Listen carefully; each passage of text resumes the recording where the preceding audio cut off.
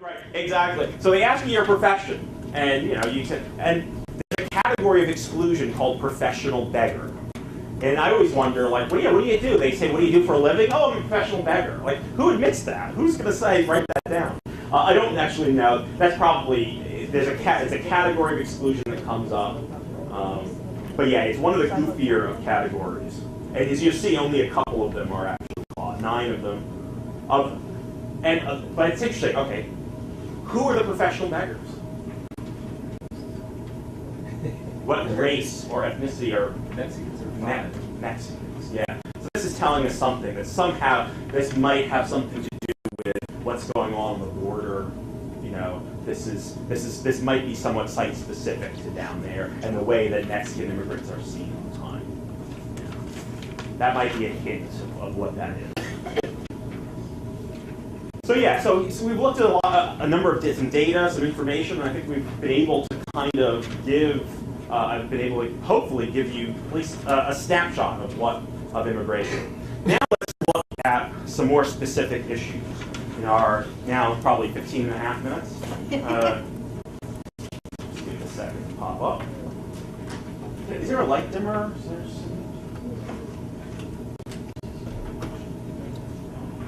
Not all of them, maybe just that stuff. All right, I just thought I would start off with, and I'm going to just go over some random themes here. This is a cartoon. This is from. It's from Wish. Okay, The Wasp. I'm sorry, 1883, and it is the year after the Chinese Exclusion Act, which came in 1882. This gives you a good idea of what Americans thought about Chinese immigrants. Here is a Chinese immigrant. Well, what can we say about this immigrant? What is the immigrant doing? Everything. Oh, that's good. Yeah, multitasking. The immigrant is multitasking, doing all these jobs. And what's going on out here? Idlers. Nothing. They are native white labor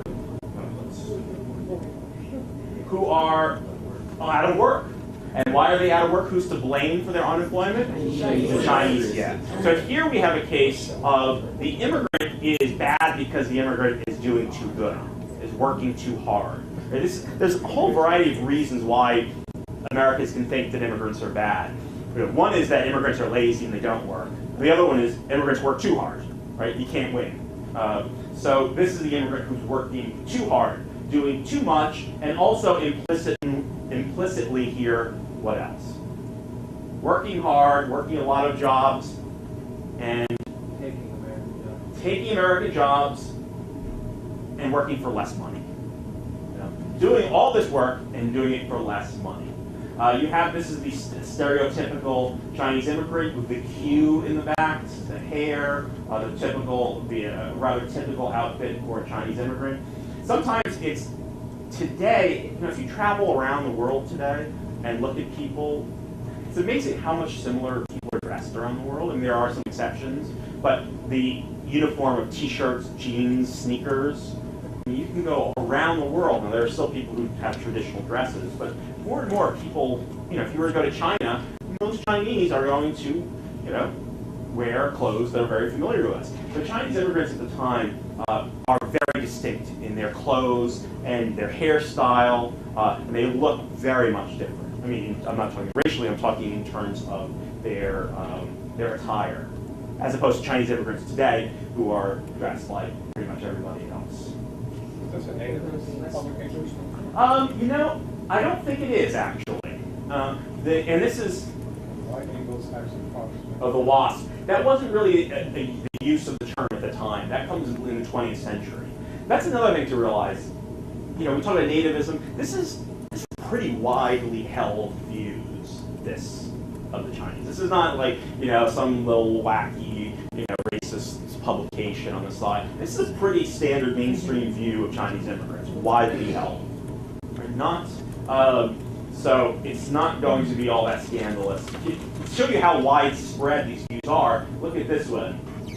This is not a cartoon; it's an advertisement, and it's an advertisement for laundry detergent. Remember what job often do Chinese immigrants do? Laundry, yeah. So this is Uncle Sam kicking a Chinese immigrant, the cue up in the air. Why is he kicking? Because he's using the magic washer. He doesn't need the Chinese immigrant anymore. So this is a made in USA commercial. Yeah, exactly. Exactly. Use our product, use this product, and kick out those Chinese immigrants. So they're using, when you think about it, they're using, and this is not uncommon at this time, to use racial stereotypes to sell products. What's the bill he's holding up there? I think it's the Chinese Exclusion Act. Yeah, I believe it's the Chinese Exclusion Act. Let me just read that. Yeah, I believe it's the Chinese Exclusion Act that occurs this time. So Chinese exclusion, 1882 is the first one. It has to be renewed a number of years. It's at first only aimed at the Chinese. Right? It will be later extended to other Asian immigrants. And it'll set a pattern for Asian immigrants, for Chinese immigrants, near exclusion. For all other immigrants, there will be another pattern, which we'll talk about after our break. Wasn't there a product that came full circle in the 60s? I remember a commercial about some kind of... Ancient Chinese secret, Calgon. Yes, exactly. I remember it wasn't. Yeah, I remember growing up watching this. This was the stereotype of the Chinese laundry person. Ancient Chinese secret. So Calgon, which it's the exact opposite of this. It's Calgon, an American-made detergent, using basically the seal of approval of the Chinese laundroman, saying, this is, it's an ancient Chinese secret. Yes, no, Calgon. I think you can actually find it on YouTube. I think it's on YouTube somewhere if you search for it. So now, it does not exclude all Chinese immigrants. The law excludes Chinese laborers. Going back to that professional, skilled, unskilled, teachers, doctors, clergy, students are still allowed to come into the country. Businessmen, merchants are still allowed. You'll often find immigrants coming in, Chinese immigrants after exclusion going, oh yes, my business partner is already here. Right? You would claim, if you were a Chinese immigrant already here, you would claim, oh yes, so-and-so who's coming is my business partner. That's a way. There are ways to get around Chinese exclusion. Prior to Chinese exclusion, about 250,000 Chinese in America, mostly on the West Coast. I'm going to skip through a couple of these things. I want to talk about immigrants where they lived when they come to America. This is what? Dumbbell tenements, yes. Well, originally, just a tenement in general. What is a tenement? Multi-family. The actual, we connect the word tenement with immigrant today. But a tenement is really any multi-family building, 3 or more people, an apartment building. But it's come to be viewed, the classic tenements are a classic working class and immigrant building. This is a classic, this is a dumbbell tenement, but before the dumbbell actually not that great, but it's a reform. The classic tenement has 4 apartments, right? Now, let's forget that there is the dumbbell here. It has 4 apartments, 3 rooms per apartment, that includes the kitchen, and 1 window. So a front window, or for these, a back window. Now, how many people are going to live in here?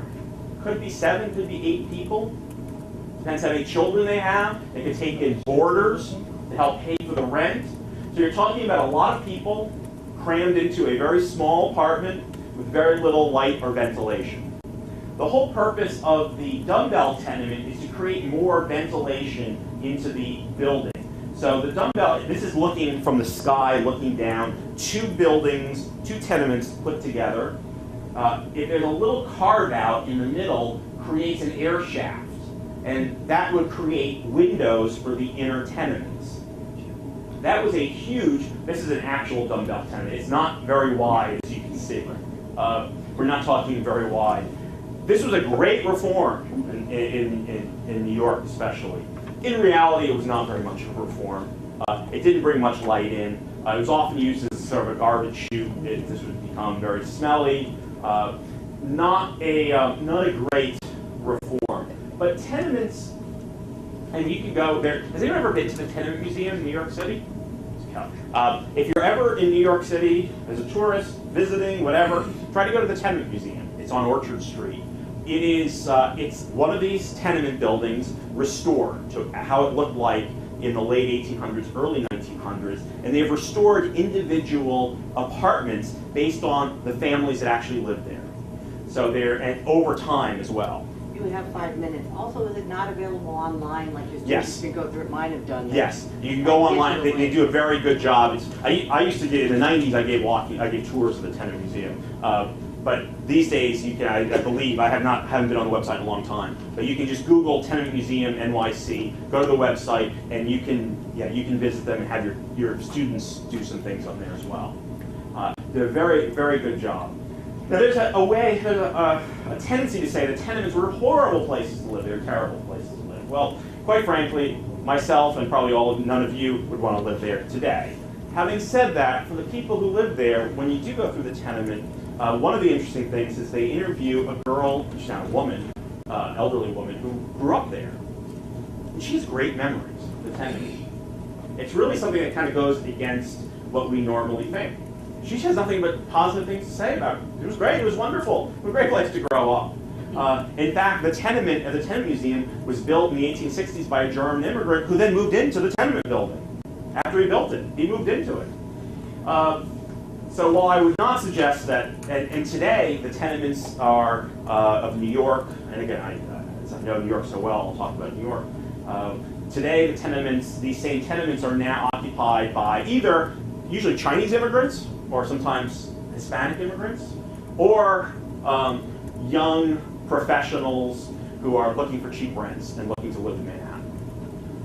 So they are being kind of multi-purpose reused, and in some ways resemble the past, with immigrants crowding into very small apartments, and in other ways, young people kind of moving in looking for cheaper rents. So this idea of kind of how bad the tenements are, you see here, these are a number of laws that New York passed. 1867, fire escapes and windows in every room. 79 was the dumbbell tenement. And then 1901 was an improvement upon that, which mandated, that's another thing. If we go back, sorry, 1 floor, 4 apartments, 1 bathroom, a shared bathroom. All right. Now that's an improvement. In the past, it used to be outside, in the backyard.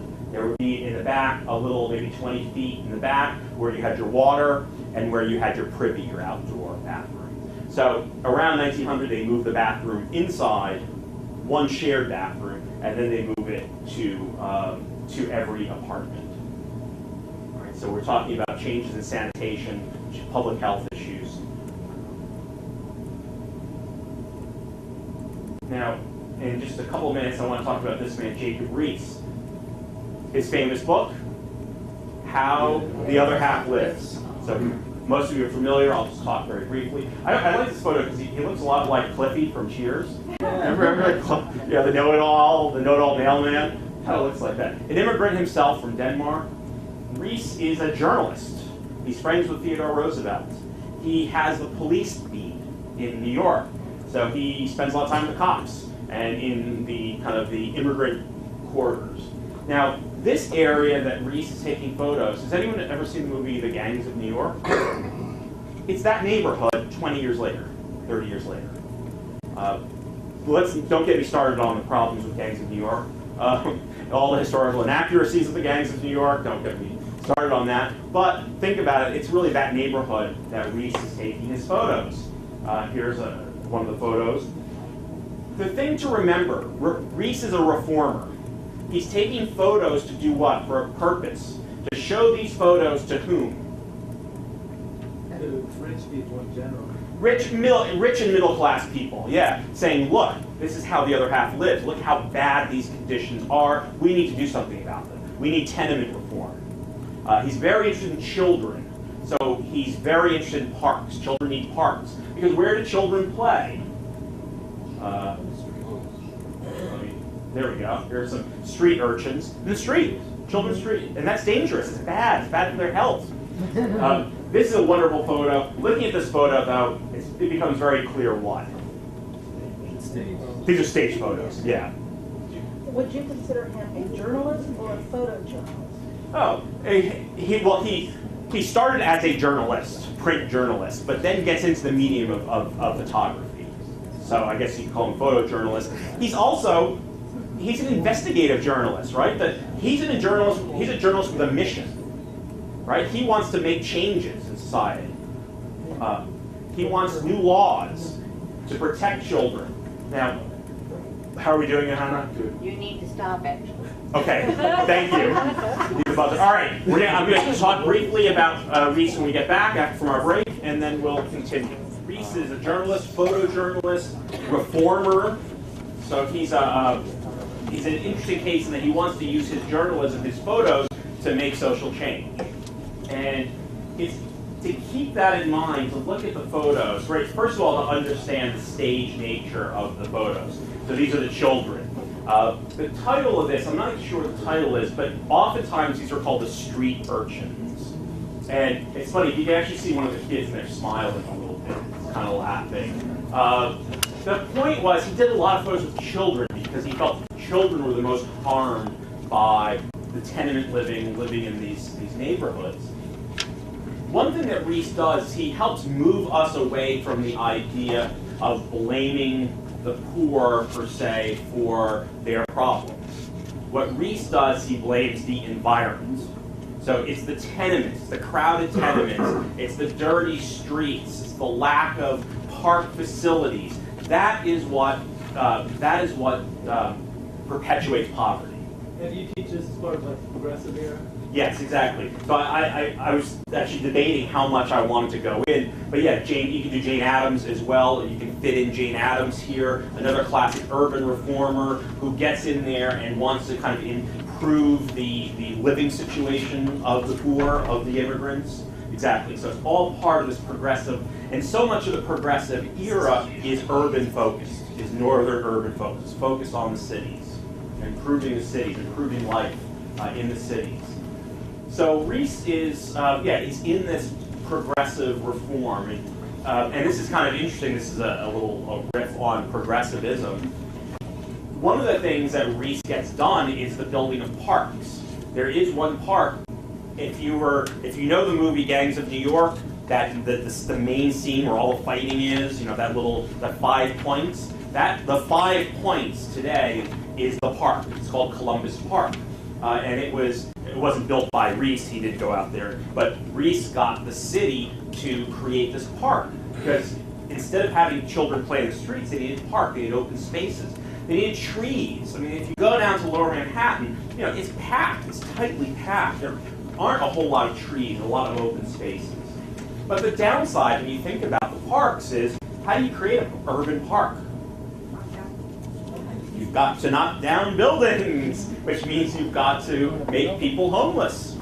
What do we call this? I don't know if Cincinnati, if there has a tradition of this. Gentrification or relocation? No, earlier, like let's say, think about 1940s, 50s, 60s. Urban renewal. Yes, you could say that Jacob Reese is kind of the godfather of urban renewal, which is the idea that you tear down existing communities, tenements, buildings, to make way for things like parks and so forth. We've got a great system of parks here in Cincinnati County. If you're going to be in town, Are any of Olmsted? Did Olmsted do a lot of work here? Yeah, yes, in Olmsted. Unfortunately, I'm leaving this afternoon, but yeah, I've read a little bit. I mean, Olmsted, New York, and Boston, big. So yeah, I kind of thought that. Is there one major park? Eden Park is real close to here. You could also go up to Crowley Service Road, which is on the edge of that. Okay. Yeah, I mean, but when you have land, and when you have open land, it's easier to make parks. It's tougher to make parks where they've already been developed and you already have apartments on there. That means you have to relocate people and dislocate people, and that is kind of what ends up happening there. Here's another example. Here is this is a tenant. This is someone's home, and you see the dad is he is a cigar maker. So dad is rolling cigars, and what do you have at his side? Mom and the kids, and the kids are working. Right. So children, how old would you say the child is here? Looking at the camera. 8. Yeah, I would say I should say around 8. Working. Child labor. Yeah, this is now. So it's not a. when you look at Reese's photos, you have to think, what did Reese see when he saw these, when he made these photos? What did he want people to see when they saw these photos? What did he want people to see? And this is where you get to kind of staged. So here, if he wants, the reaction he wants to elicit is, oh, these poor children. Now, we know a little bit more about the lives of children at the time. My guess is these kids had actually a pretty good time growing up. They were probably paper boys. Have you ever seen the movie Paper Boys with Christian Bale? It's a cheesy musical, but I know some teachers who use it with their classes. It shows you the life of children on the streets selling papers. It gave them a great deal of autonomy. It gave them some money. But to middle-class people, this was scandalous, right? This is scandalous. Children are not supposed to be out in the streets. That's bad. For working-class kids, this was often seen as freedom, a form of freedom for them. So it's also the way we perceive this. And I would argue that Reese is making this look much worse than it really is, which is not to say that it's not bad. That makes sense. I tried to tell this to a woman the other day, and she got very angry with me. That she seemed to say that this was, would you want to live there? No, I don't want to live there. We don't want to live there. This is not what I'm saying, but we have to understand how the people who lived there, what they felt and what they did, and many of them, most people create, they make do with what they have, right? They work within the constraints that they have, and they often, are able to craft lives out of what we often think of as not very good circumstances. To many middle-class people, they couldn't see this, right? It was difficult for them to see this, and sometimes it's difficult for us because we have the amenities of middle-class living. Like, I don't want to go back to a time there's no air conditioning. Okay? I just don't. But to see how this functions, you could see this as as child labor, as the perniciousness of child labor, or you could frame it another way. Family together, working together, and doing what? By working together, they're able to make money. Make money, right? That's child labor. And no, I'm not a defender of child labor. I just want to do it with child labor laws. When you think about child labor, and this sometimes happens today with immigrants today, who often are not quite, don't quite know our child labor laws. Some of these families needed their kids to work, right? They needed the child to make money. What? I said some of us need it now. Yeah, it would be nice. Right. I think more kids should work. Yeah, and we say no, and that's exactly right. I That don't have a problem. this is a clash of it's not a way to look at morality. It's a clash of values, right? For one set who say that children should not work, right? We need to protect children. We need childhood to be protected, and certainly, we need, we don't want to send kids in mines. But in the other sense, we could say that it's good for the family because it helps the family make money, and it also inculcates in children certain values when they do work. Yeah. Yes.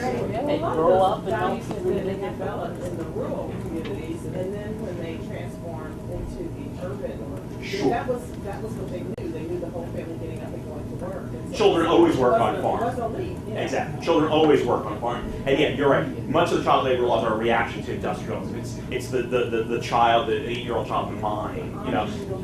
What? The Amish still do it. I think the Amish get exemptions from a lot of these laws. They're able to. So Reese, we have to remember that these photos are somewhat manipulated. They're designed to get a kind of reaction, and they represent a mindset of a middle-class reformer who, when they see this, see not abuse is too strong of a word, but they think that children should not be put to work like that. This is a man. This is his living arrangement. This is his bed. This is probably a basement of a tenement. He's got 2 barrels, a wood slab, and some dirty mattress there. This is where he's living. Let me scoot over here so you can see. I'm guessing you wouldn't want to be on the floor. No. Rodents, rats. Yeah, you sort of want to get up from the floor. This is another famous photo. Sometimes you try to count the number of people in this photo. It's 1, 2, I think 3, 4, 5, 6, at least 7. There might be another 8th in there. Living in a crowded tenement. Now, there's a couple of ways to look at it. One, this is horrible overcrowding. It's not sanitary. These men are living under conditions that we wouldn't want to live in. On the other hand, think about who these men are. Men, male immigrants coming over. Why is this attractive to them? And attractive, I'm using a relative term. It's basically a cheap bunkhouse for them. They're out Cheap. working all day. Cheap bunkhouse, yeah. They're out working. They're not. I mean, they're not hanging out watching TV, drinking beers at home, kicking, putting their feet up. Right? PlayStation. Oftentimes, you find they sleep in shifts. So, one person has the bed for 12. That's theirs for 12 hours, and I get it for the other 12 hours. And it's incredibly cheap. It's cheap, and it's a way for them to save money and to either send money back to their family or to get money to bring their family over, or to bring their family over. Okay. Yes. Something very similar to that is going on right now with the airline pilots. Oh, tell me. I'm not familiar. Well, there was just an expose done on positions of the airline pilots that for the commuter jets. Oh, because that plane crash that happened. Well, it was 2 years ago. And so Upstate now New York or they've something? done a lot of research and found out that a lot of the pilots are staying in the bunkhouse. They stay like 20 years or so in these little apartments. And they, I guess, can take their own sheets and their own pillowcases. Wow. But they have several beds within one little unit. When they go in, they sleep, they get up, and then somebody else comes in and sleeps. Very similar. Yeah. Yeah, no, these Pilots, the ones that are flying us around. Well, that's the public safety That's what I'm saying. issue. There's definitely these guys might not be a huge public safety issue, but you see. So again, there's different ways to look. Here's another. This is a family in a tenement. We've got mom, dad, 1, 2, 3, 4, 5 children. So 7 people in a 3-room tenement. Now, one way to look at it is, gosh, really oppressive, crowded, overcrowded conditions, not good. But if you look at the family itself, they've dressed up. Look at the kids wearing a tie, the father's dressed up. This is a very proud family. They are proud of what they have. They've got some china in here. They have some mementos. This is their home, and they are actually they are proud of their home. And then if they were first generation, what was the experience that they left? Sure, compared to what they have. Step up. Exactly. And most immigrants, what they're going to do is, at a certain point, they are going, whether it's a family or the young guys, they'll save up money and then move up to the next best thing, and they'll move up and out. But I think, again, how we react to this photo tells a lot about, who we are, what's our status in society. But Reese wanted people to say, wanted to say how bad this was, how that this is a bad environment to raise children in. Whereas in many ways, I think when we look at it, we can see, let's see, zero, there's a plug right over there. There's a plug. Oh, great, thanks very much. Good. We can look at it, I think, in a little bit more of a nuanced way today. But it is a good document, it's a good testament of what these tenements, what these neighborhoods look like. And this is Bandit's Roost. This is one of the back, thank you very much, one of the back alleys. One of the back alleys in the neighborhood. Now, what are you supposed to see here? What is this? What is image? Thank you. Image is this supposed to evoke? That's where you go to get stuff. That's a yes. Outdoor slum where you get stuff. Do you want to go and get stuff here? If you need it. I don't think you want to be. Look at these guys. The first thing we point out, that's not a walking stick. No. That's not a walking stick. And the laundry, yes, that's another aspect. So, first of all, you're supposed to see these guys. This is a place where you get robbed. This is a place where you get robbed. You end up down this back alley, you get robbed.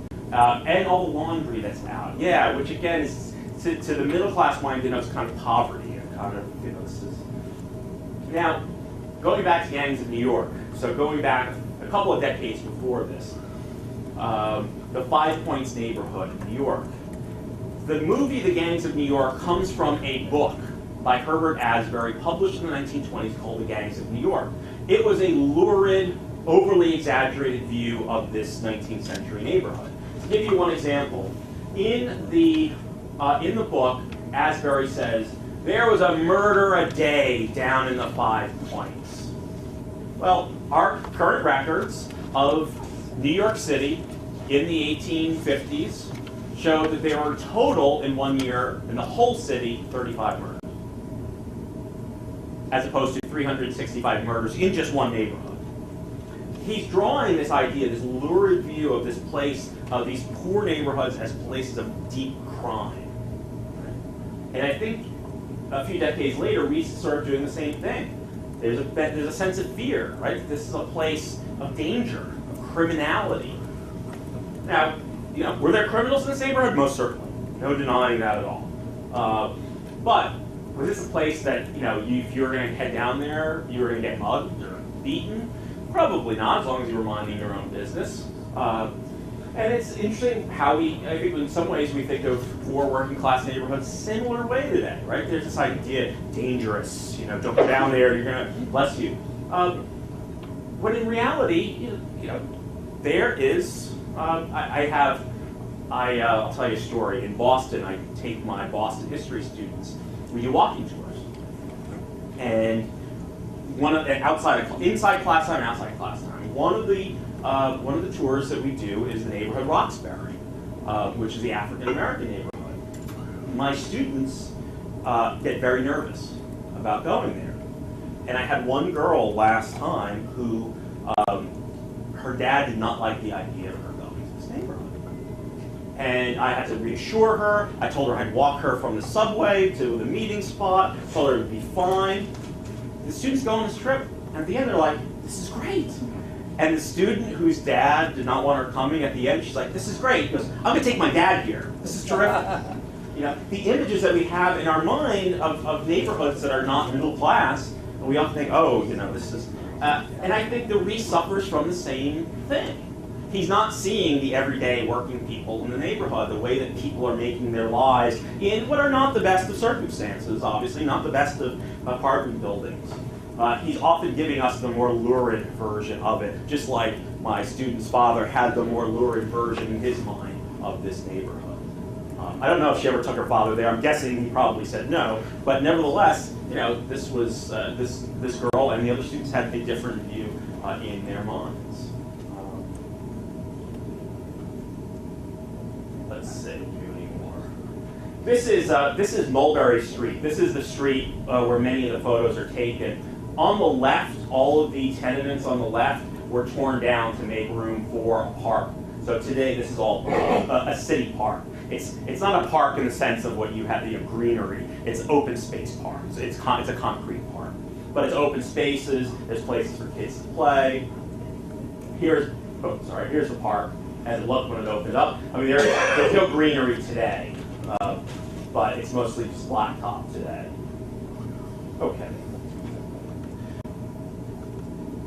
Let me talk about one more thing real quick, which is, and what I'm trying to do here is I'm trying to touch on a number of things that you have in your standards. But this is a photo that I was talking to people the other day about it, that I'd love to show. We think about today the automobile, how polluting the automobile is, right? The carbon issues, how terrible it is, and clog up streets and all that. Well, what do you think city streets looked like before the car? What was the main form of transportation? Horses. What do horses leave behind? Manure, urine. The numbers are astounding. In New York, on a single day in the mid-1800s, 1 million gallons of urine and 40,000 tons of manure. It is a lot. I mean, we're not talking about just a little horse and carriage in Central Park. We are talking about a lot of horses all around the city. And then you have the dead horses that are often just left in the middle of the road. And this is a photo, I've blown it up a bit, of children playing in the street next to the dead horse. Okay? So anytime people say, oh, things were always better in the old days. The old days were always better. But yeah, think about what it was like just even to walk around in the city with all these horses. Last night I was downtown and they had the little horse-drawn carriages, and I walked by and there's like 2 horses there, and boy, did it stink. And imagine there's like 1,000 horses on the street. Think about how. So I'd like to show students that. One other thing that I want to just mention briefly, these are all skyscrapers, is politics. Right? The form of politics in many big cities at the time was machine politics. So many of the immigrants who are coming in are attracted to machine politics. Often the Democratic Party, And again, apologies for being New York-centric, but when you talk about political machines, we often have to talk about this man, Boss Tweed. Sure, Tammany Hall in New York, which was the New York Democratic Party. Boss Tweed, the highest.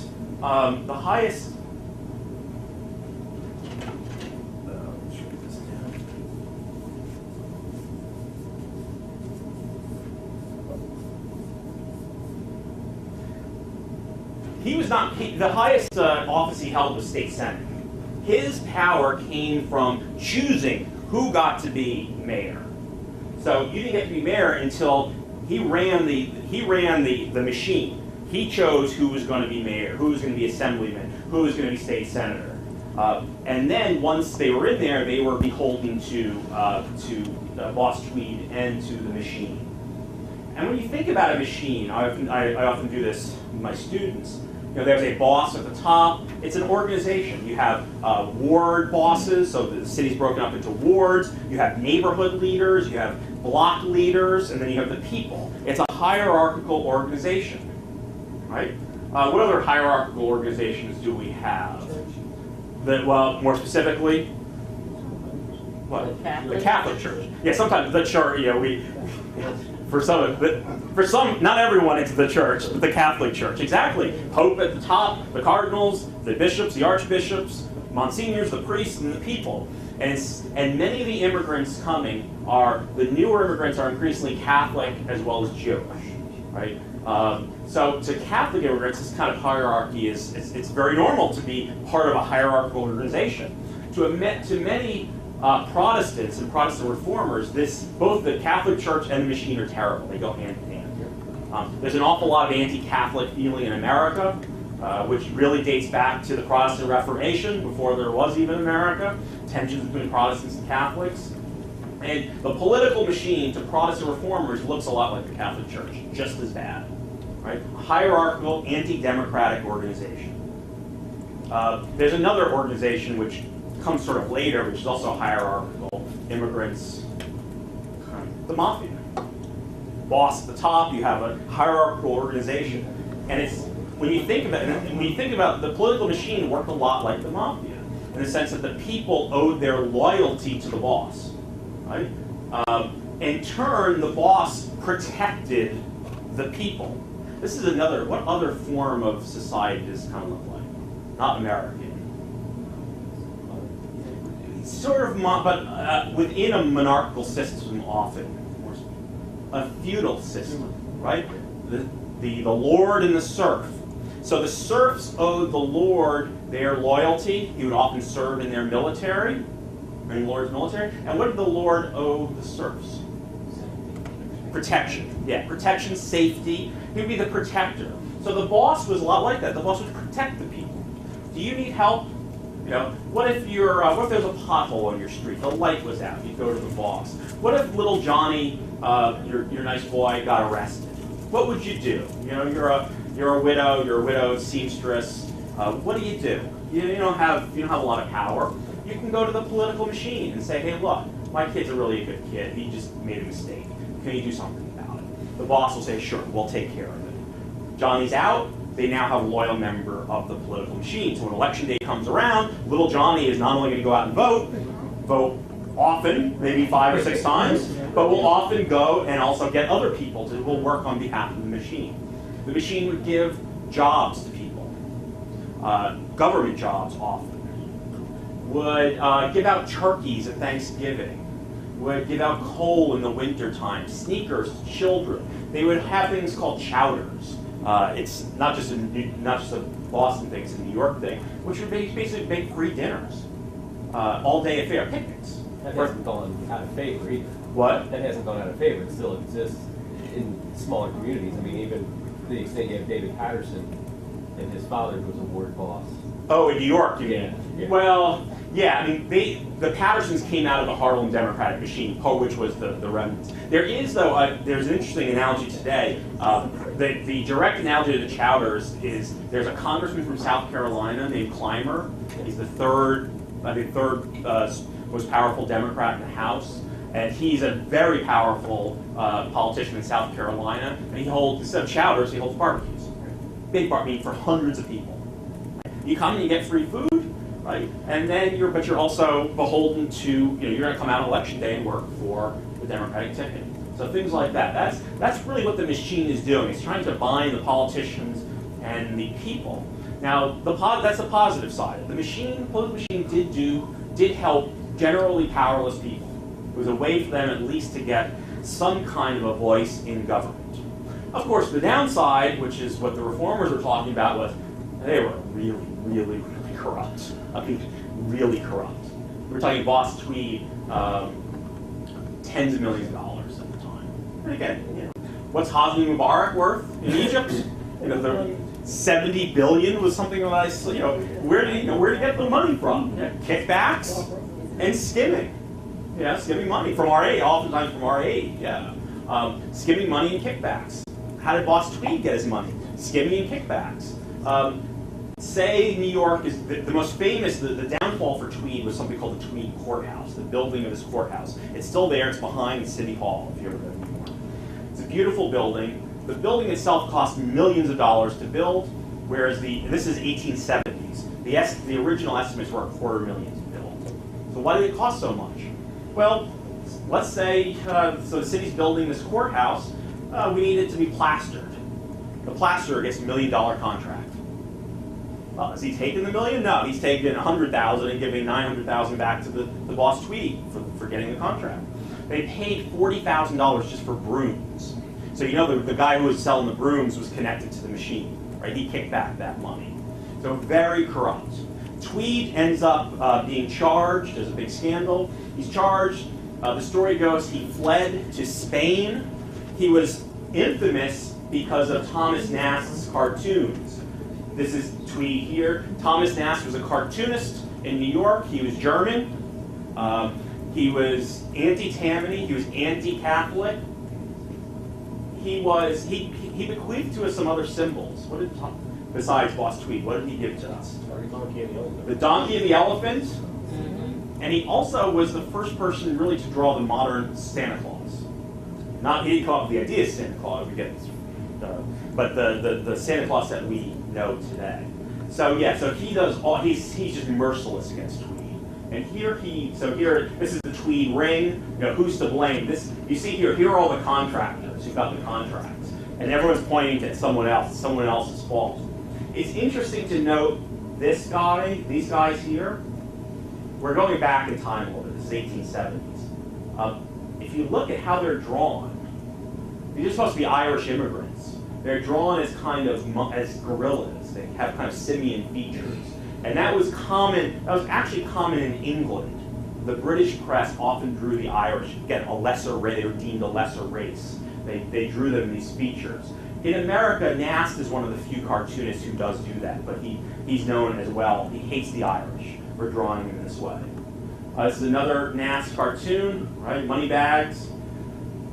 Tweed is so infamous that the story goes that there's a customs official in Spain who recognizes Tweed from the cartoons, which are known internationally, and Tweed is arrested, sent back to New York. He dies in jail in New York City a couple of years later. That's the end of Tweed, not the end of Tammany Hall. Tammany Hall continues until about the 1960s, really. Even though, as you said, David Patterson, David Dinkins, there's some who came out of the Democratic machine. But really, as a full-blown machine, the 60s is when it dies out. Any questions? Okay, so I wanted to touch on a few themes, which, yeah. Isn't that courthouse where the Department of Ed is located? Yeah. Yes, irony of ironies. It was abandoned for so many years. They said, well, let's renovate it. And they renovated it and said, well, what are we going to do with it? And they said, oh, we'll move the Department of Education in there. So it's now, the Department of Education is in the Tweed Courthouse. Yeah. We're making no aspersions to the corruption in the New York City Department of Education or anything like that. It is a beautiful building, and they did a very nice job renovating it. Other questions?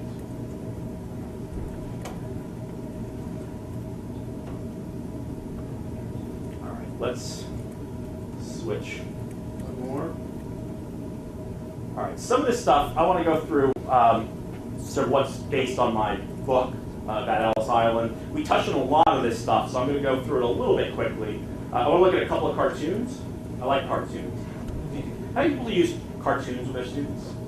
students really, I find, I use them with my college students, really like cartoons. It's a good way not just to teach the history, but also teach the process of analysis. How to analyze things, how to take symbols. What are the meanings of symbols? That images are not one-dimensional. There's 2, 3 dimensions to it. That something can represent one thing, but also represent something else. It symbolizes something else. It's a very good kind of pedagogical tool. This is called, and this is the actual title of the cartoon from 1882, Judge Magazine, respectable magazine, The Dream of the Jews Realized. And what you have here is the John sound for John Smith dry goods coming down, and in its place, Moses Eichstein. You've got Lippheim diamonds. You have the New Jerusalem Herald. Well, it doesn't take too much to see what's going on here in the cartoonist's mind, which is, if I could summarize it succinctly, the cartoonist believes that the Jews are taking over, right? They are too damn successful. Remember the Chinese immigrant that we'd seen earlier, one working already? Right, that's another view of it. That the Jews are so successful that they are driving out the John Smiths. They're driving them out. How can you compete with people like the Jews who are, and again, think of all the stereotypes, the crafty. This is what this cartoon is saying. That they are too successful. They're too good at business. And there's no way that the natives can compete. So here's one element of a kind of anti-immigrant cartoon. This is the flip side.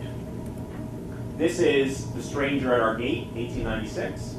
2 men, Uncle Sam, and then the immigrant. How do we describe the immigrant? Pitiful? Yeah, pitiful. What? Yes, exactly. That's what I was saying. The man's carrying a lot of baggage, right? This is his baggage is poverty, disease. He's got some other baggage going on. I know it's hard for some of you to see. He's got a bomb in the back that says anarchy. What's this red thing? Can you tell? Keg. A keg, a beer keg. And it says Sabbath desecration, which means that he's drinking on Sunday. Yes. This is not meant to be any one immigrant, because who are the Sabbath desecrators, all you Cincinnati folk? The Germans. Yeah, the Germans. And sometimes the Irish, but really the Germans. And when you think about this, and this is what you always have to remind your students, why were they drinking on Sunday? Because they were working on Saturday. They're often working on Saturday, right? There's not really a 5-day week. It's a 5.5 or even 6-day week. So they say, yeah, it's the only time we can go to our beer halls. So native-born Protestants are saying that is sacrilegious. I was talking to someone about the history of baseball class. When the National League is created in the late 1800s, they don't play baseball on Sunday and they don't sell alcohol. Well, this is before the major leagues are still in flux. So there is a new organization called the American Association, not the same as the American League today. And it says, we're going to be the beer league. This is beer ball. We're going to play on Sunday, we're going to sell booze, and we're going to charge less. And it's no surprise that where's the strength of the American Association? The Midwest, the Germans, yeah. In places like Cincinnati, places like St. Louis, it's the Germans who are often behind this. So yeah, the Sabbath desecrator. Around his neck, he has a bone. And the bone says superstition. Now, what does this mean? He's got beliefs, religious or cultural beliefs that are deemed superstitious. Remember, the new immigrants coming in at this time are fewer and fewer Protestants, more and more Catholics and Jews. And Catholics and Jews is seen as kind of a more superstitious religion. Right? So these are not this is not Protestant immigrants, these are Catholics, they're Jews, they've got their saints, they've got their figures, they have their little amulets, they've got these things they have their folk ways. There's a wonderful movie I use with my students called Hester Street. It's about life in the Jewish Lower East Side, and the Jewish female immigrant who comes in, before she sends her kid out in the street, she takes salt and puts the salt in the kid's pocket, right, to ward off evil spirits. That kind of superstition. Hester Street. It's a wonderful movie from the 1970s. I touched on a lot of topics as well. You can also talk a lot about the role of women in the movie as well. So he's got a lot of baggage. What's Uncle Sam doing? Holding his Holding his nose. All right, here, this is one of the ways for multiple meanings. What does the holding one's nose mean? Stink, yeah, all right. So it's implying that there's some kind of stench emanating from this pitiable creature here. What else can it mean? Yeah, he's sort of condescending, right? He's looking down, and actually, if you trace, he's sort of looking right down his nose to the immigrant. He's condescending, he's uppity, he's looking right, he thinks he's better than this immigrant. Now there's another meaning, a third meaning, a little slightly more obscure, but I think it actually gets to the heart of what this means. I'm going to hold my nose. I think it's often in politics. I don't like any of these candidates. I'm just going to hold my nose and vote for. I don't really want to do something, but I'm going to do it anyway. Holding one's nose means I don't like to do this, I don't want to do this, but I'm going to have to do it for whatever reason. And here, Uncle Sam, there's some text at the bottom. The immigrant says, "Can I come in?" And Uncle Sam says, "Gee, I suppose so. There's nothing I can do about it." So Uncle Sam, as much as he doesn't like this immigrant, is going to have to let him into the gate, into America. So he's going to have to hold his nose and let the immigrant by. Now, the cartoonist is wrong at this period. As we'll see, there are laws to keep immigrants like this out, which are newly created, but they are there.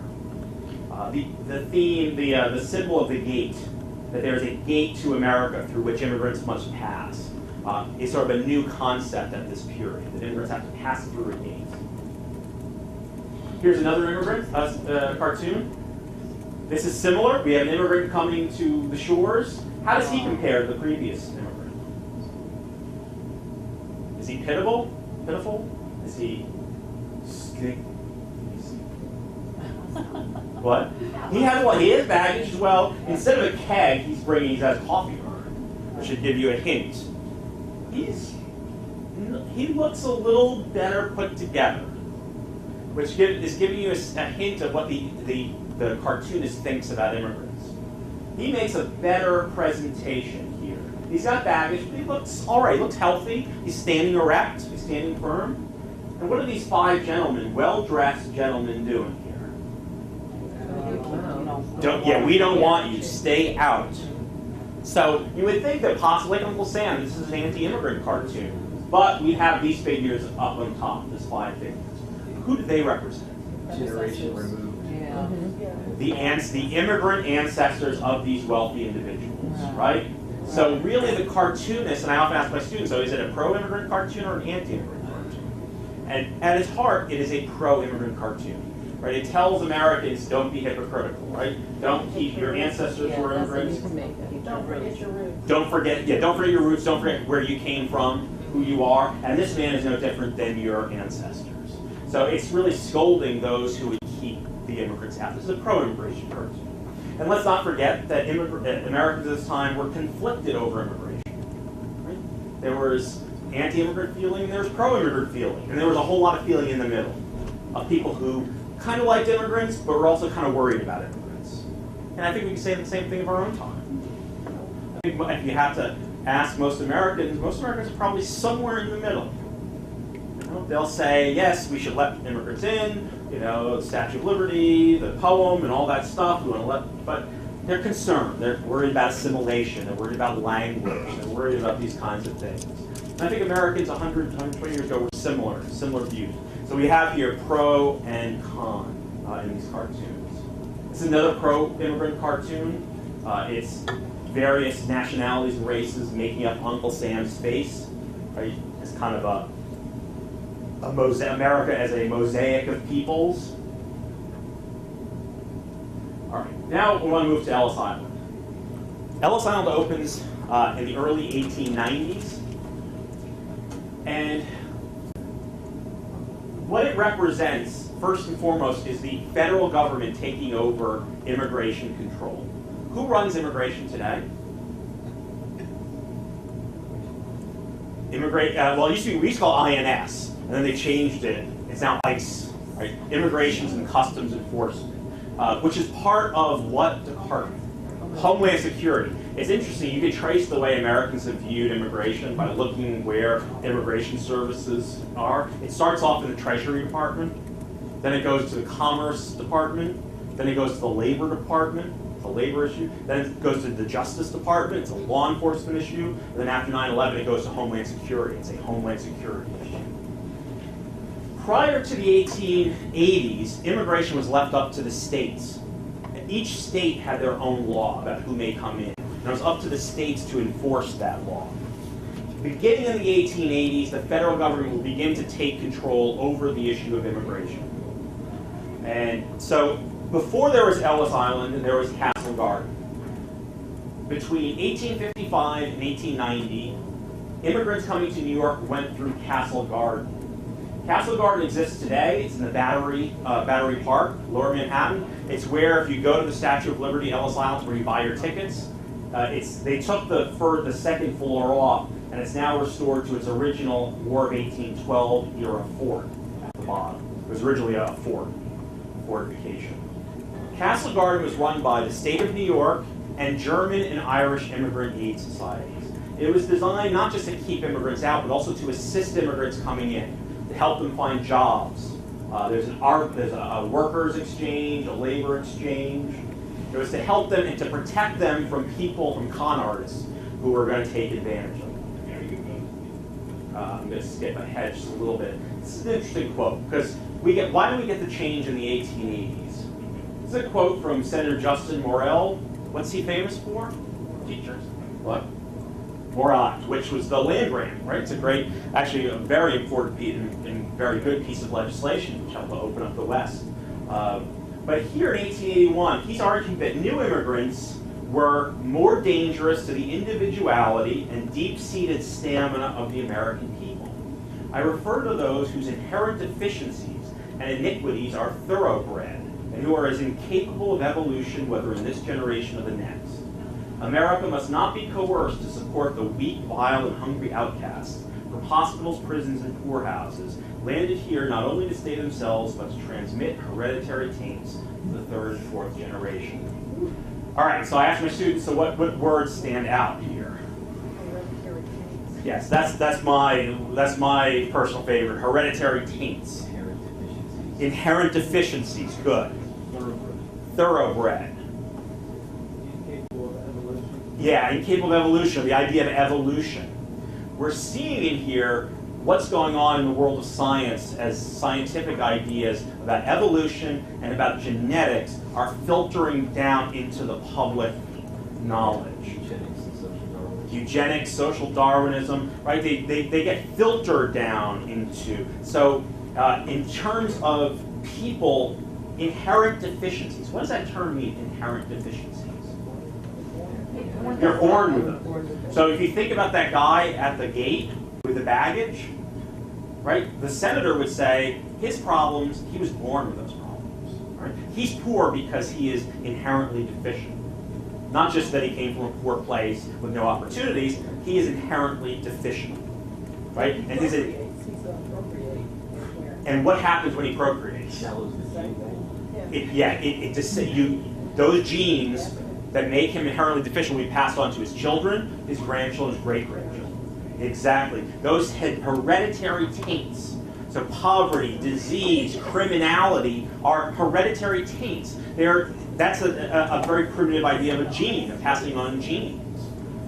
He's going to pass that on to his descendants and lower the gene pool. And then they're going to intermarry with other people, right? And they're going to lower the overall gene pool of the country. That's the fear that the senator has. He's taking these ideas of evolution, of genetics, right, and he's putting that onto the immigration problem. And these problems the immigrants have are inherent. And you get, as we'll see in a second, eugenics and so forth, this idea of, well, what do we do? So, why this 1880s, 1890s? Well, we see an increase, if we look at our table from the beginning, we begin to see an increase in the 1880s of the numbers of immigrants coming in. We're starting to get 500,000 a year in the 1880s. We also get a shift. We're always talking about new immigrants and old immigrants. The great thing is that today's new immigrants will be tomorrow's old immigrants. Today's old immigrants used to be the new immigrants. So the old immigrants in the 1880s were the Irish and the Germans. The Irish used to be seen as, again, inferior, deficient, the lowest of the low. Now they're beginning to look okay to native-born Americans compared to the new immigrants. And the new immigrants are coming from they're coming from Southern and Eastern Europe. So if we look at the 1880s, the three countries that send the most immigrants to America are Germany, the UK, England, and Ireland. 20 years later, that's completely changed. The three countries that are giving the most immigrants are Italy, Russia, and the Austro-Hungarian Empire. Most of them are going to be Catholics and Jews. We look at it through numbers, the 1880s, about a 4-to-1 ratio, Northern Europeans to Southern and Eastern Europeans. 1890s, about even, and then 1900s, 3-to-1 flips the other way. So the ease of assimilation with dress, food, language, those things. Yeah, completely different, completely new. These are, so if you get fears of assimilation and deeper fears like morality, these are even more inferior, right? They're lower on the racial hierarchy chart.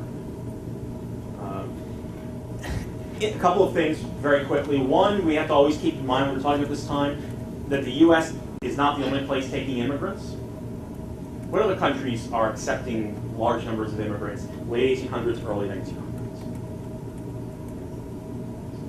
Think of immigrant nations. See, we tend to be so American focused. Sometimes we forget. Canada? Canada, definitely Canada. Where else?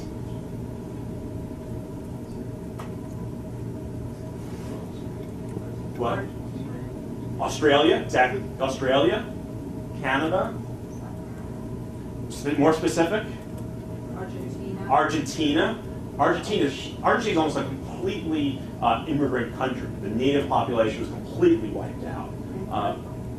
Yeah, okay, Germans. Yes, we get some Germans down there. But there's a joke. I like Argentina up in there. There's a joke about Argentinians. What's an Argentine? It's an Italian who speaks Spanish who thinks he's French. So it's a heavily Italian country, basically, because of this immigration. Brazil as well.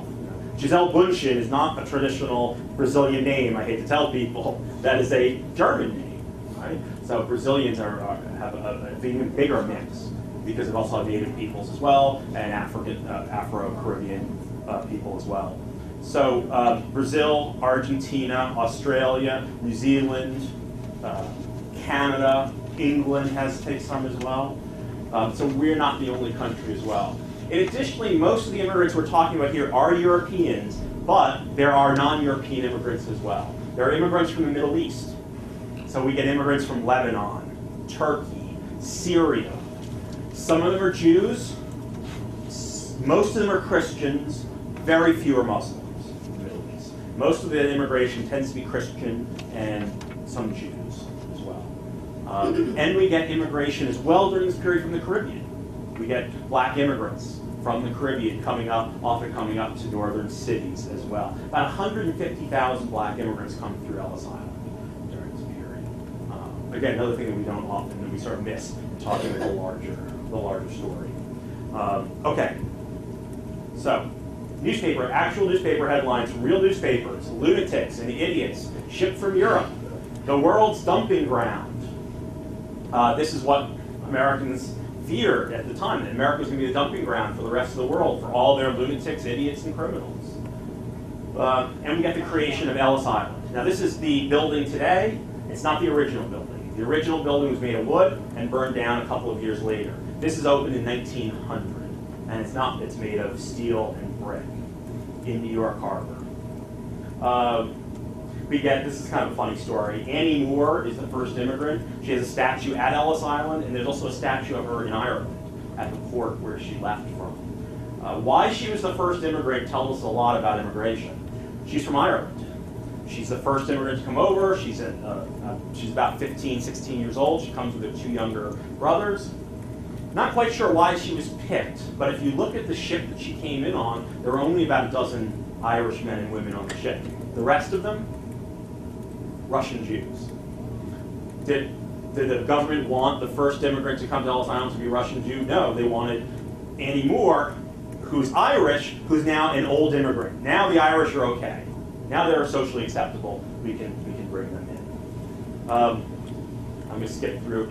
We mentioned, 1882, the first federal immigration laws. We mentioned the Chinese Exclusion Act. to ban Chinese laborers. And it's renewed for a couple of years and then made permanent. When do we have the first repeal of Chinese exclusion? Think historically. When might the United States... What? Well, this is we have the restriction this time. When might we start to have positive feelings about the Chinese? World War II. World War II. During World War II, the Chinese are our allies against the Japanese. So we get the first of the kind of chipping away of the Chinese Exclusion Act. We allow a little bit more Chinese immigration. Not much, but a little bit more.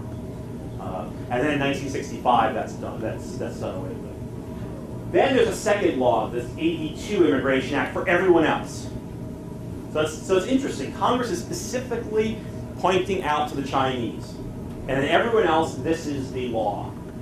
Anyone's allowed to come to the country unless they are one of these categories: a convict, a lunatic, an idiot, or a person unable to take care of himself or herself without becoming a public charge. We'll talk about what these mean in just a couple of minutes. 1891, that list is expanded. Idiots, insane persons, paupers, persons likely to become a public charge, persons suffering from a loathsome or a dangerous disease, persons convicted of a felony or other infamous crime or misdemeanor involving moral turpitude, and those damn polygamists. Polygamy was, in the 19th century, was actually a very big issue, mostly dealing with Mormons. In addition to that, steamship companies were put on the hook for sending people back. What that means is that steamship companies would weed out immigrants before they sold them tickets. Why? Because they didn't want to have to pay a fine if an immigrant was turned away. What that means is, for all the talk about immigration restriction and exclusion, throughout the history of Ellis Island from the 1890s to the 1920s, to the Quota Acts, less than 2% of immigrants are turned away. If you get to Ellis Island, you have a 98+% chance of getting in. And the main reason for that is that steamship companies won't sell tickets to immigrants they think are not going to make it. They have their own inspection stations in European ports.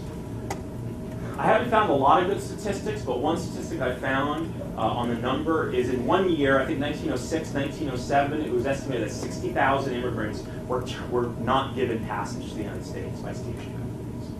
Now again, we talked about immigration to other places. A lot of those people ended up in other places. They went to Canada, they went to Australia, they went to Argentina. But they didn't come to the US. In 1903, anarchist is added to the list. Why would you add anarchists to the list in 1903? Assassination of McKinley. Yes, the McKinley assassination by Leon Czolgosz, who was an anarchist, who claimed to be an anarchist. So we got to put anarchists. It's another category of people we don't want here. Let's talk briefly about the categories. As we saw earlier, the main category that people were sent home for was persons likely to become a public charge. What does that mean? Welfare.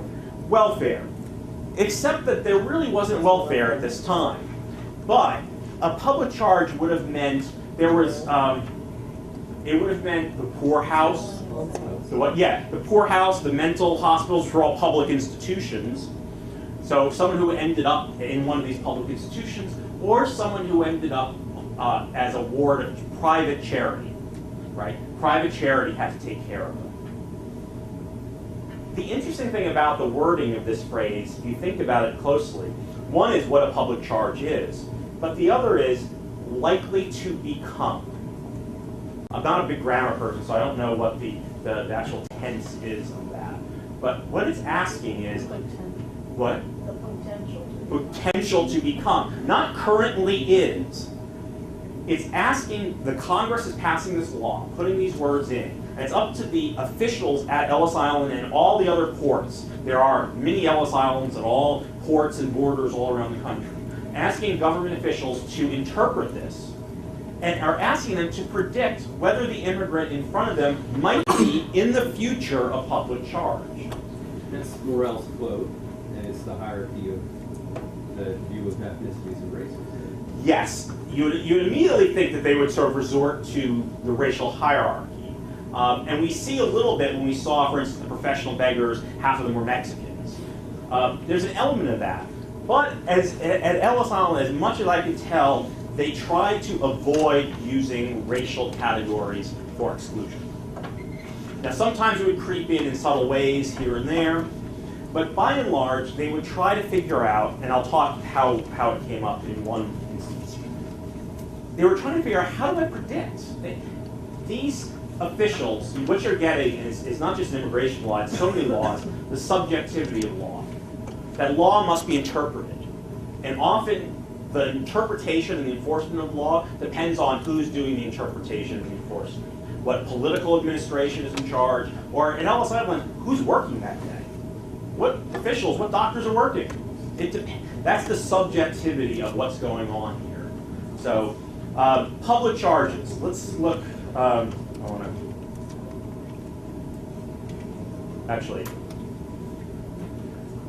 I'm going to get to public charges in just a second. Let me just run through these laws again. This is the 1907 law. Notice how much bigger it is, how much longer, how many more categories there are. You see the professional beggars make it in 1907.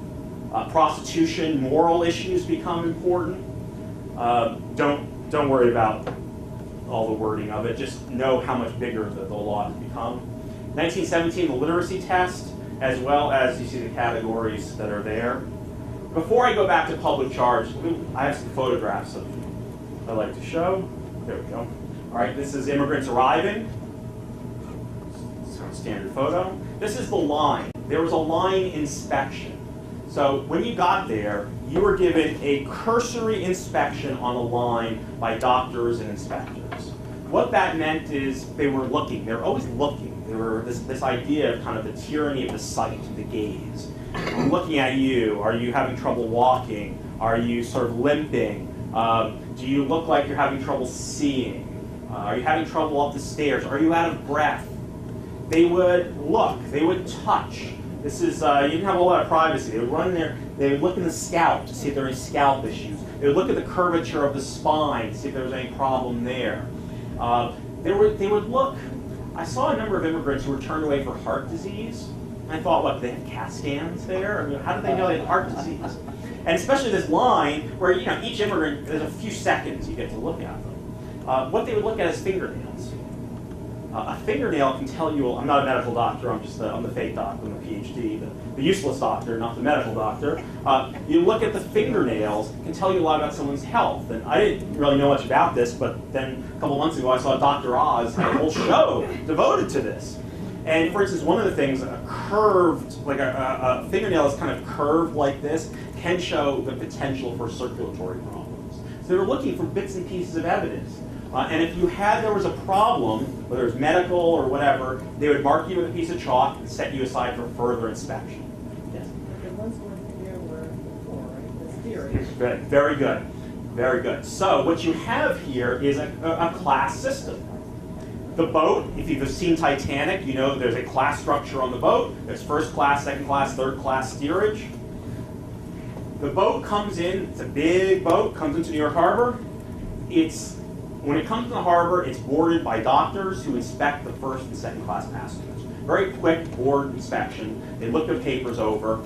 If everything's okay, when the boat lands in New York, first and second class passengers get to go wherever they want. They don't go to Ellis Island. Except if they're sick or if there's some problem, paperwork problem. Then they have to go to Ellis Island. So Ellis Island is largely for people coming in steerage, the lowest form. So what that means is, say a family's coming over and they're bringing grandma.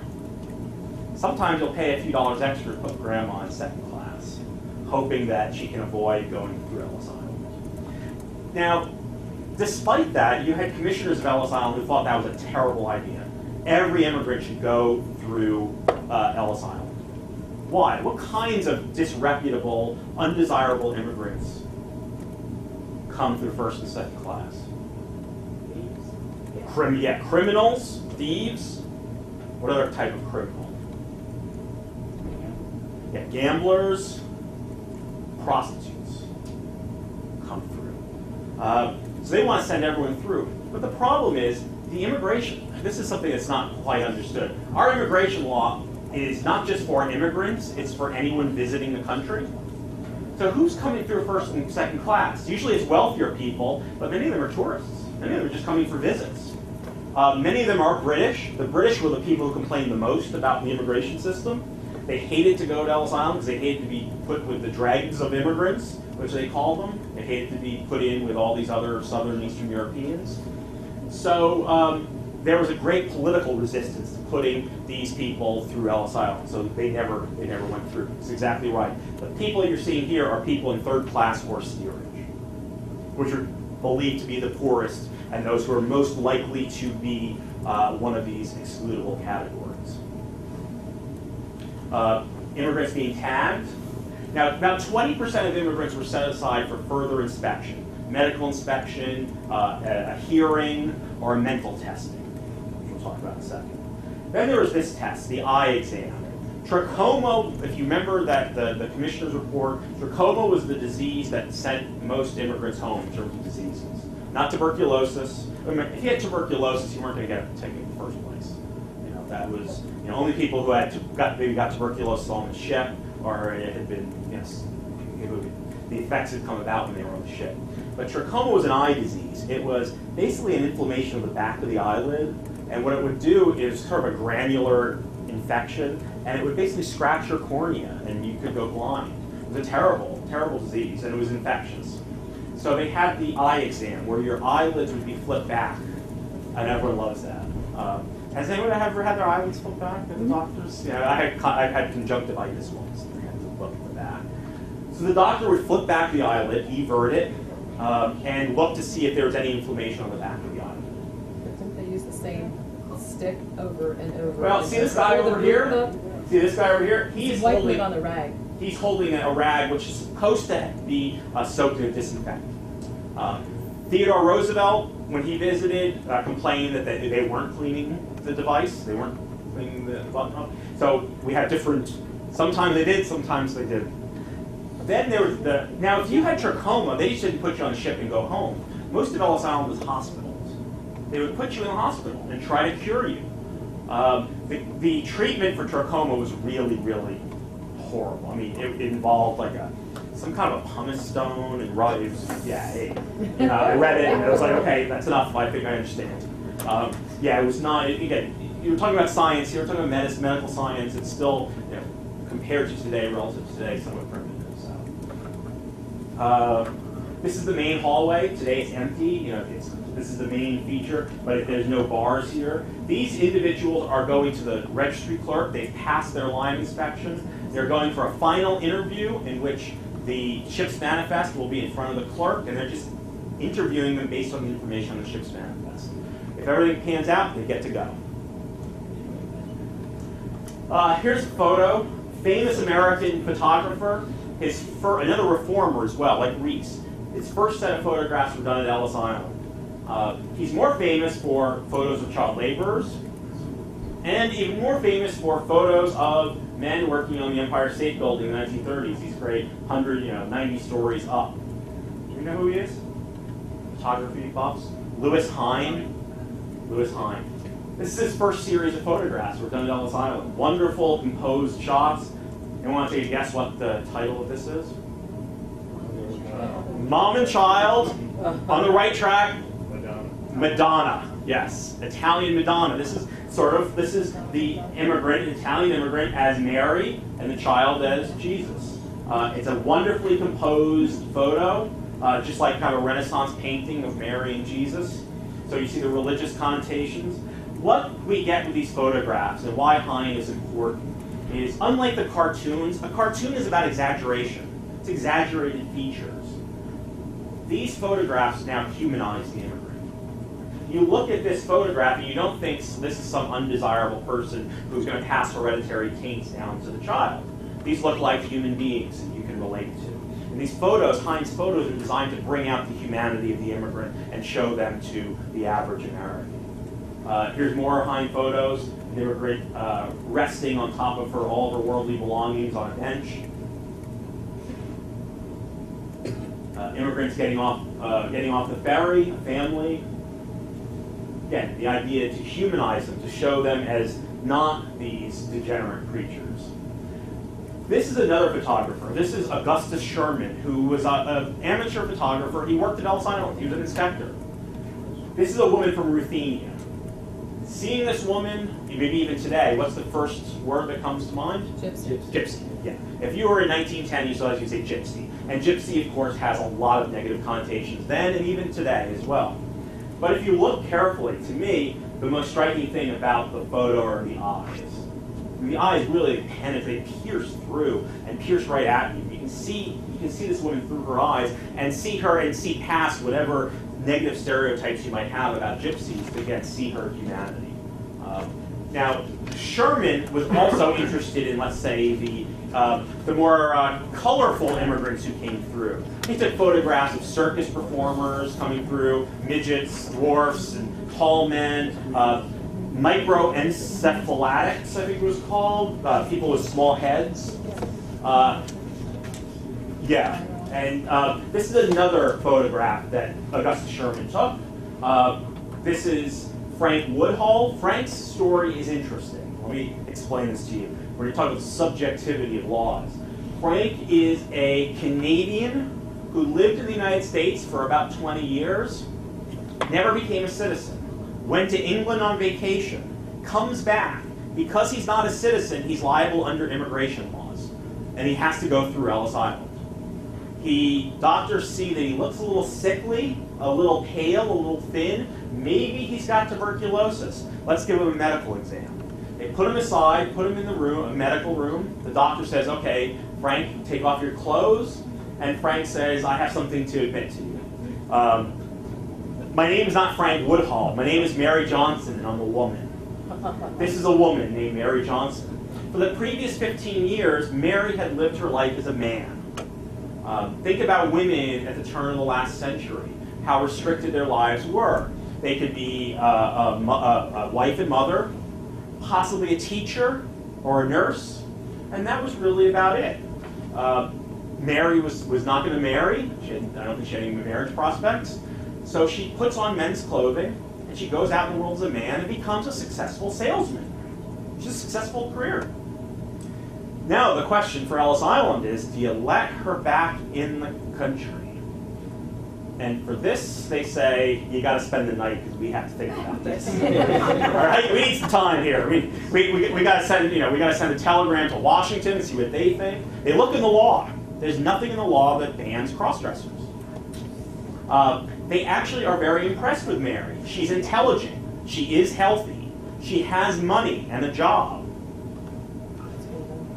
What? It's been done before. Yeah, they did it in the military. Exactly. Before. Exactly. Hobos.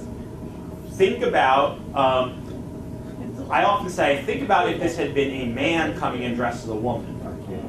But a woman dressed as a man, there's kind of a history, as you say, in wars, in the Civil War, the Revolutionary War. There's some children's book written, I think, about who's the famous woman? Yeah, there's a sort of history of women dressing as men to fight in wars. So they end up letting her in the country. They say, okay, if it's a man dressed as a woman, I think they might have found some reason not to let her. Or if she had not been financially stable. Or Anglo-Saxon. Remember, she's also Anglo-Saxon from Canada. Yeah, so she's got a lot of things in her advantage and working for her here. So she's let into the country, and last we find of her, she's heading to New Orleans, and I couldn't find anywhere I could cover her. So that's the story of Mary Johnson. That's a great photo, too. All right, so types of exclusion, likely to become a public charge. How do you know someone's a public charge or going to be a public charge? How can I predict that? Well, they come up with a $25 rule. You have to have $25 in your possession. That doesn't work out too well. They end up, for complicated reasons, they end up getting rid of it. Then they start talking about poor physique. An immigrant who comes over who has a poor physique, who's a weakling, remember the 98-pound weakling, that person might be a public charge, because we want big, strong, brawny immigrants who are going to work in the factories and the mines. That's the kind of immigrant we want. Well, if we remember earlier, not all of our immigrants coming in were those kinds of laborers. We had tailors. We had people who did not need brawn and skill. And actually Jewish groups complain. They say a lot of our immigrants, male immigrants, are going to be tailors. They're going to be peddlers. And they say success is not just by brawn and might, it's also by brains. It's by what you have, the skill of your hands and dexterity.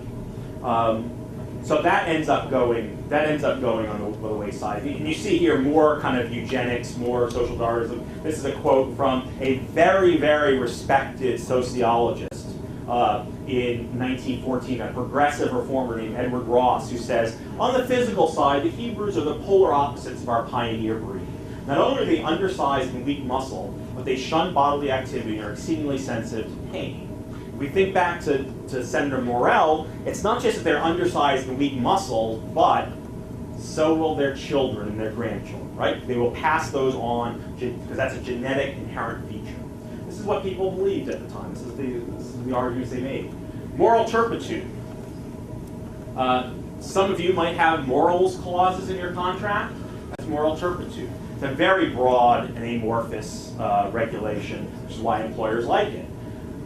There was a case a couple of years back of a school district letting go an assistant principal for moral turpitude because he was arrested for drunk driving. Basically, moral turpitude is a crime involving the infringement upon the moral sentiments of the community. You know, we as a community don't condone drunk driving, so therefore that's violating that. In terms of immigration, a lot of it has to do with sexuality. Dealing with cases of adultery, premarital sex, out-of-wedlock births. In my book, I have lots of cases of individuals, women often, who, one case I'll tell you quickly, a man comes from Poland, leaves his wife and children behind in Poland with his best friend. They're going to stay with the best friend. The husband comes, works in America for a couple of years, makes some money, sends it over to Poland, brings his family over. When the wife and children get to Ellis Island, the wife is pregnant. He has not been back to Poland in a couple of years. As it turns out, the best friend has impregnated the wife. Now we have a conundrum. This is a case of moral turpitude. This is a woman who's committed adultery. So the man is called. The man lives somewhere out here in the Midwest. He has to go to Ellis Island, and the officials say, well, what are you going to do? To the man's credit, he said, I will take my wife and children, and we'll raise the unborn child as my own. And immigration officials say, that's fine. Letterman. He could have very well said, I will take my children and my wife can go back to Poland. And they probably would have sent her back, right? But he did not. Lots of cases like this. A young man and a young woman, unmarried, coming over together. Officials will often ask probing questions, like, did you have sex on the boat? They would ask very personal questions. If it was deemed that these two were a couple, they could not leave Ellis Island unless they got married. There are hundreds and hundreds of shotgun marriages arranged by Uncle Sam at Ellis Island. Women could not leave Ellis Island by themselves. If you were a single woman coming over, you just couldn't come to Ellis Island and say, all right, I'm here, New York. No. You had to be escorted off the island by a male relative, husband, father, brother, uncle, or under the custody of an immigrant aid society. Why? It was believed that women being the weaker sex, if they were let go into the city, they would be taken advantage of and end up being entrapped in lives of prostitution. Would be the assumption that they are prostitutes? Or that they could be, yeah. They were always on the lookout of prostitutes. They used, using ethnic stereotyping, what group of women from what country did they especially think were prone to be prostitutes? French, yes. French women coming over in first and second class often got a very careful going over. How did they know someone was a prostitute? I mean, they didn't write down profession, prostitute. What ended up happening is that there were a lot of poison pen letters that arrived at Ellis Island. So things like, there is a woman who will be arriving on this ship sometime in mid-April. Her name is so-and-so. She is a prostitute. Please be on the lookout for her and make sure she does not enter the country. Or let's say husband abandons wife, leaves with another woman. Wife writes a letter, say, my husband will be arriving with his mistress. These things appear. One of my favorite stories, it's not always women who are entrapped in these, it's men too. And my favorite case is a case of a woman. Her name, the family name is Rosen. Her name is Sarah, his name is Julius. Husband, wife, married in Russia. They have about 3 or 4 kids. They come to America. After a couple of years, Julius abandons the family. He moves to London, marries another woman. He does not get divorced from Sarah. He is a bigamist. So, fine. Sarah appears to have done very well for herself. She's raised children. She owns a building and has a store, I think a stationery store in there, or a candy store. Meanwhile, Julius's second wife dies. He comes to the United States, and he starts pestering Sarah and the kids. What, you abandoned us, and then you come back? It sort of looks like he's after her money. So what does she do? She's got her first wife who abandoned her, comes back. She writes a letter to Ellis Island saying, hey, my husband abandoned me and the kids, married another woman, he's a bigamist, he's in this country illegally as a bigamist. Please deport him. No, by the way, this is the address where he's staying. Smart woman. So what do? They arrest him, take him to Ellis Island, there's a hearing, and he says, oh, we weren't really married, we were too young, I was forced into the marriage, and anyway, that marriage of that young is not recognized in Russia. So the immigration inspector, who's Augustus Sherman, the guy who took the photographs, says, well, if you were married, then you're a bigamist. If you weren't married, then you're a fornicator, and you've had kids out of wedlock. Either way, we're sending you back. They sent him back to England. For years he tried to get in, the government would not allow him back. That's the kind of stuff that was going on here at Ellis Island. The last category I want to talk about were called, in the language of the time, mental defectives. This is the idiots, imbeciles. What we're talking about here is intelligence testing. The terms idiot and imbecile had specific medical definitions. The belief was that you could measure intelligence, and we know today that intelligence testing is controversial. It was controversial then. But intelligence testing is brought over from France, and the first major use of intelligence testing in the United States is at Ellis Island. The second major use is by the Army. They didn't use numbers to measure intelligence, they used a mental age. So a 12-year-old, a mental age of 12 was considered normal. Idiots were those with a mental age, I believe, of between 2 and 5 years of age. So I think we could safely say someone with severe mental deficiencies. Imbeciles were those with a mental age of between 5 and 8 years. And then they had those from the age of 8 to 12. They were sometimes called feeble-minded, borderline feeble-minded, but they needed a new term for this. So an American psychologist named Henry Goddard creates a completely new word, which I'm sure your students use every single day on the playgrounds and in the gym. And that word is moron. The word moron did not exist prior to 1910. It was used to denote those who were deemed borderline feeble-minded. Now we get into the idea of eugenics, right? If you believe someone has low intelligence, at this time you also believe that that intelligence is hereditary. So their kids will have low intelligence. And it will lower the entire intelligence of the country when they start interbreeding. So we have to keep out those people of low intelligence. Now, how do they do that? Well, to their credit, these doctors, I will say this, that they understood the cultural aspects, the cultural problems of intelligence testing. You were testing people who often were not educated, don't speak English. So what you needed to do was often do nonverbal testing.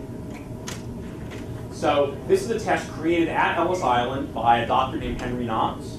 It's called the Knox Cube Imitation Test. An immigrant would sit down at a table with the doctor and an interpreter, 4 blocks between them. The doctor holds a small block in his hand. He then touches in order with the small block, 1, 2, 3, 4. Hands the block to the immigrant and asks him through the interpreter to repeat, to imitate. The immigrant has to do the same, 1, 2, 3, 4. If that's okay, they move on to the next step. So the doctor will then go 1, 2, 3, 4, and then back 1. Each step gets a little more complicated. Each step has a mental age attached to itself. Until we get to the final one. I always hate doing this because I always screw it up and then people call me a moron. So 1, 2, 3, 4, 5, 6. So complicated one. So you can do all of them, you are deemed of having normal intelligence. There are many other tests too. Jigsaw puzzles, for instance, that were given. And when we talk about Ellis Island and the Red Scare, we have to talk about this person, Emma Goldman. I love the mugshot. This captures Emma Goldman perfectly. She was the most dangerous person in America in the late 1800s, early 1900s. America's most famous anarchist. She gets into, well, she's always getting into trouble. She gets into trouble World War I. Remember that we have the Espionage Act, the Sedition Act. She gets in trouble for opposing the war. She's put in jail. And then, through a very complicated legal maneuvering, she is ordered deported in 1919. She's born in Russia, is married to an American citizen years earlier, but then divorces him. That gave her some kind of citizenship, but the government revokes the citizenship in a fairly questionable legal maneuver. She, along with her lover Alexander Berkman, who had also spent time in jail for the attempted murder of Henry Clay Frick, who was Carnegie's associate in the steel business, they and 247 other people are deported back from Ellis Island in December of 1919. Most of the others are anarchists or members of sort of, not quite communist party, but various radical parties. Many of them were Russian immigrants themselves. All of the deportees are immigrants. The deportation of this Red Scare, 1919 and 1920, are immigrants. Between November of 1919 and May 1920, 6,350 arrest warrants for suspected radical aliens, of which 3,000 arrests, 762 are ordered deported, and only 271, including the 249 on the Buford, are actually deported. If you add the following year after May of 1920, another 510 aliens are deported. So that's a total of 781 aliens who are radicals, aliens who are deported during this Red Scare. They are deported using the mechanism of immigration law. And in some ways, this gets our attention. We call this the Red Scare, but the truth of the matter is that immigration officials had been deporting immigrants for these kinds of things for years before this as well. But when you think about 1919, right, we had the Russian Revolution a couple of years earlier. We had the end of World War I. The period after World War I is hugely disruptive in the United States. Think about it. The fears of the Russian Revolution. You had, after World War I, you had communist revolutions in Bavaria in Germany. It was believed that revolution was on the march. You had, in February of 1919, the city of Seattle shut down for 5 days. All workers have 5 days sit down of strike. Shuts the entire city down. There are strikes all around the country. Boston, we have the Boston police strike. When police go on strike, I mean, the crime, the rioting that goes on. What else is destabilizing the country in 1918, 1919? Influenza. Worldwide, anywhere from 20 to 40 million people were killed. In the United States, I want to say the number is about 600,000 people are killed from the flu. Hugely destabilizing. If you look at sort of victory parades after World War I, you'll notice a lot of people are wearing face masks. And what's this influenza called? Spanish. So it's a foreign thing. Right? Fear of foreigners are tied up into a lot of other things. So we get the Red Scare. In addition, we get a murder of 2 people in Braintree, Massachusetts, sacked by Sacco and Vanzetti. 2 Italian immigrants are arrested for this. After their arrest is the worst case of domestic terrorism in America before Oklahoma City. That was September of 1920. May of 1920, the bombing at Wall Street. This is Wall Street.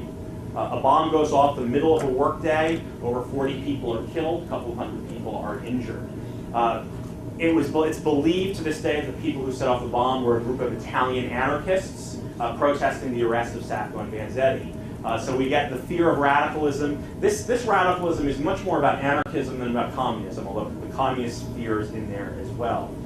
Sacco and Vanzetti, by 1927, this case becomes huge. They are eventually executed for their crimes, and to this day there's a great debate about whether they were guilty or not. They were certainly, especially Sacco, were certainly Italian anarchists, followers of a man named Luigi Galliani, who believed in violence, using violence. Whether the 2 men are guilty, most historians believe that they're probably not guilty. The evidence is not in favor of their prosecution. And then we have the end of Ellis Island. This is where I'll end. 1921 law and 1924 law establishes quotas based on national origins. So every one of those races and peoples gets a quota, right? I should say, no, I'm sorry, not the race. Every nationality gets a quota. And the countries that get the bigger quotas are the northern European countries. The further south you go and elsewhere, immigrants get, those countries get 100. To give you a sense, Greece, for instance, has a quota of 300. It's revised in 1924 and made stricter. After the 1924 law, about half of all quota immigrants go to English immigrants. In addition, the visa system is created, meaning instead of coming to America and then being inspected, you go to the American consulate abroad, they interview you and inspect you, and then if you're okay, they give you a visa, then you come to America. What that means is you don't really need an Ellis Island anymore. And Ellis Island becomes, for the next 30 years, pretty much a detention center solely. And I'll leave you with this New Yorker cartoon about the quotas. We have the Indian and the Pilgrims and the Mayflower, and the Indian says to the Pilgrim, you can't come in, the quota for 1620 is full. And with that, thank you very much. I hope you enjoyed it.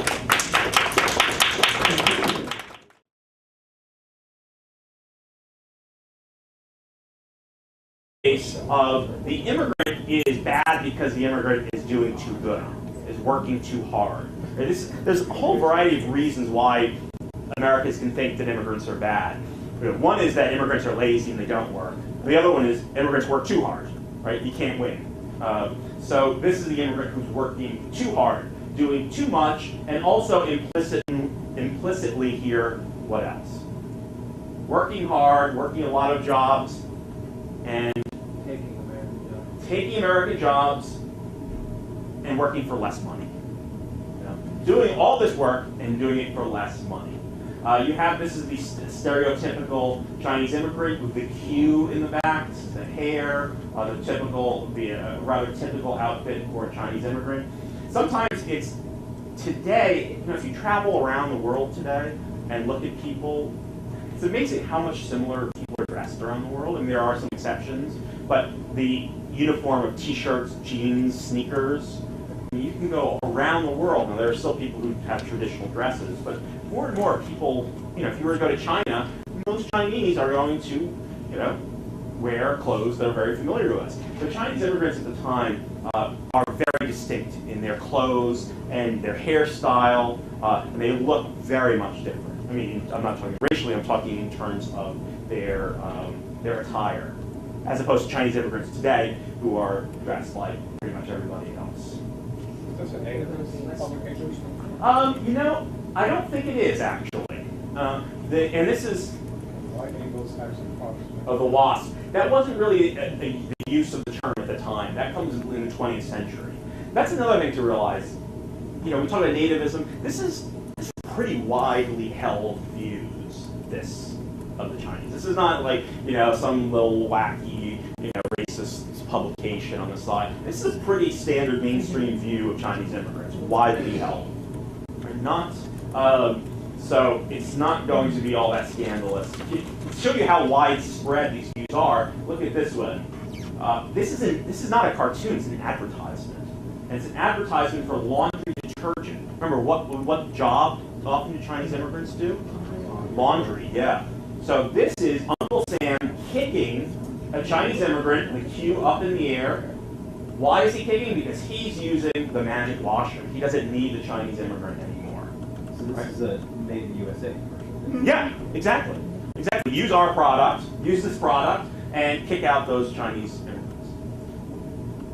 So they're using, when you think about it, they're using, and this is not uncommon at this time, to use racial stereotypes to sell products.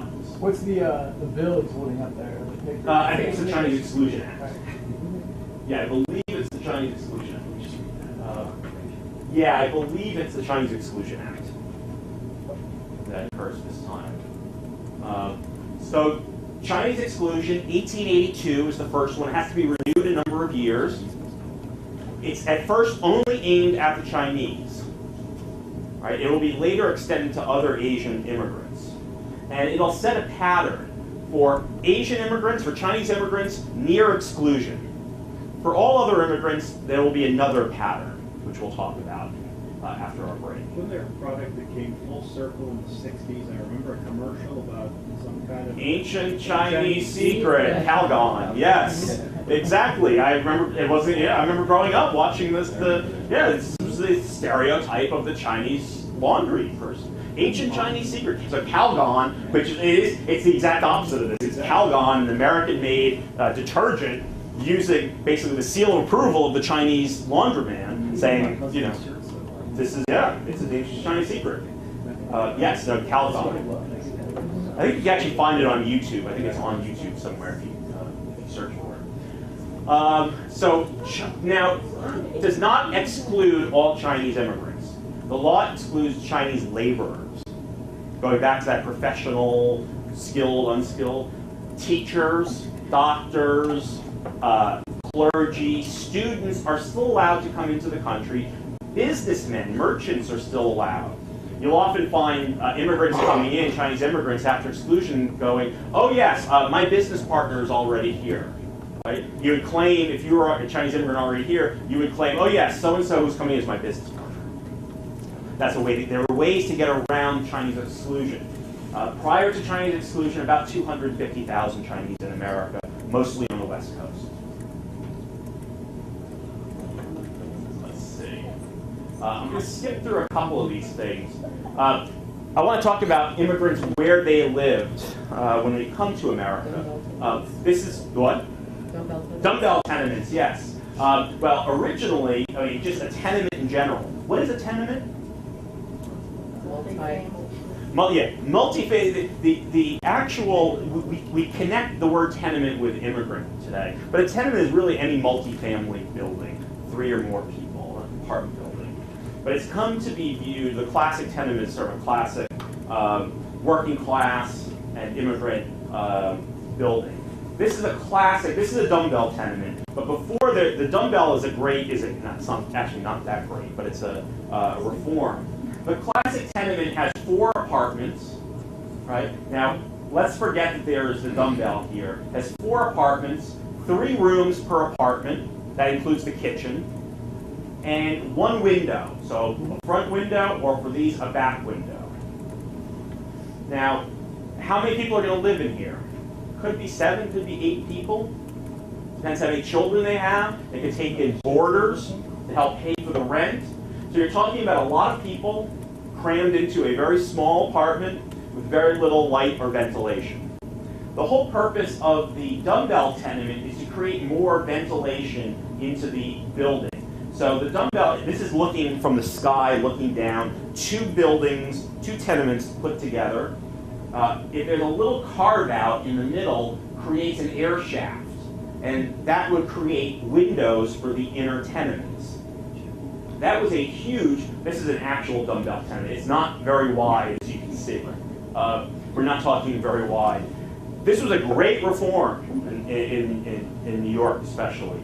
In reality, it was not very much of a reform. It didn't bring much light in. It was often used as sort of a garbage chute. This would become very smelly.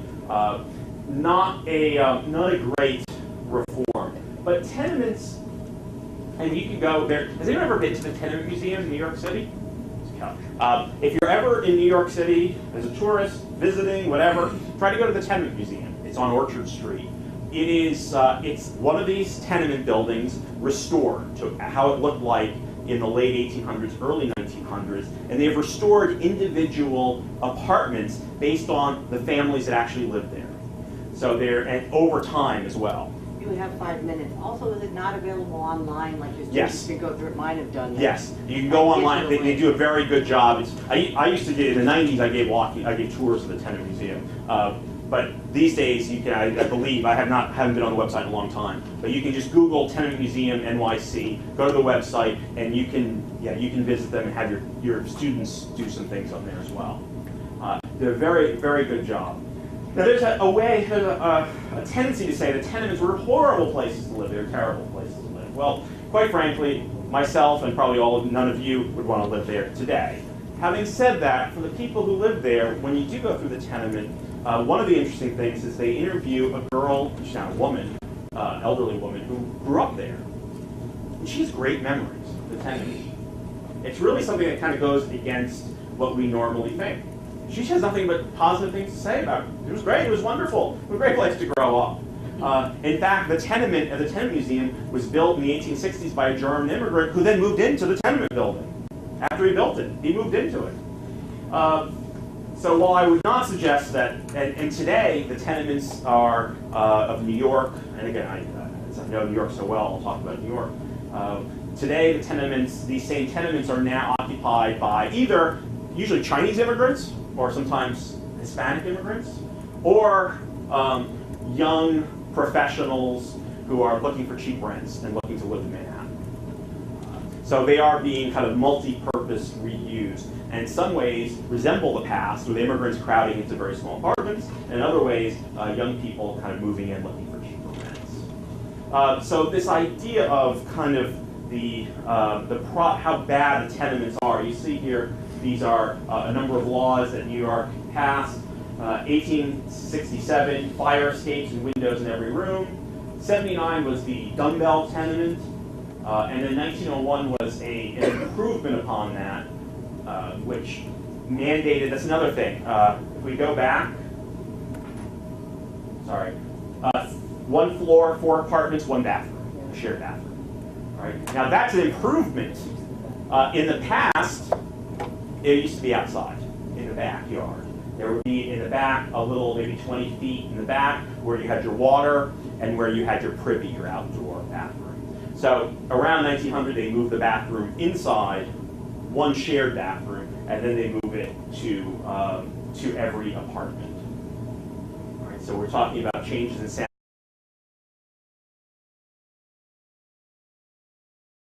Right, exactly. So they ask you your profession, and you said, and there's a category of exclusion called professional beggar. And I always wonder, like, what do you do? They say, what do you do for a living? Oh, I'm a professional beggar. Like, who admits that? Who's going to say, write that down? I don't actually know. That's probably, it's a category of exclusion that comes up. But yeah, it's one of the goofier of categories. And as you see, only a couple of them are actually caught, 9 of them. But it's interesting, okay, who are the professional beggars? What race or ethnicity are Mexicans are Mexicans, yeah. So this is telling us something, that somehow this might have something to do with what's going on the border. This might be somewhat site-specific to down there, and the way that Mexican immigrants are seen all the time. That might be a hint of what that is. So yeah, so we've looked at a number of different data, some information, and I think we've been able to kind of give, I've been able to hopefully give you at least a snapshot of immigration. Now let's look at some more specific issues in our now probably 15 and a half minutes. Just give it a second to pop up. Is there a light dimmer?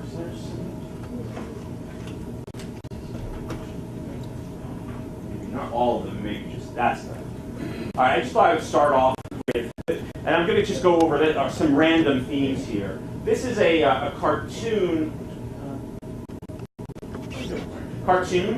This is from. It's from Wish. Okay, The Wasp. I'm sorry, 1883, and it is the year after the Chinese Exclusion Act, which came in 1882. This gives you a good idea of what Americans thought about Chinese immigrants. Here is a Chinese immigrant. Well, what can we say about this immigrant? What is the immigrant doing? Everything. Oh, that's good. Yeah, multitasking. The immigrant is multitasking, doing all these jobs. And what's going on out here? Idlers. Nothing. They are native white labor who are out of work.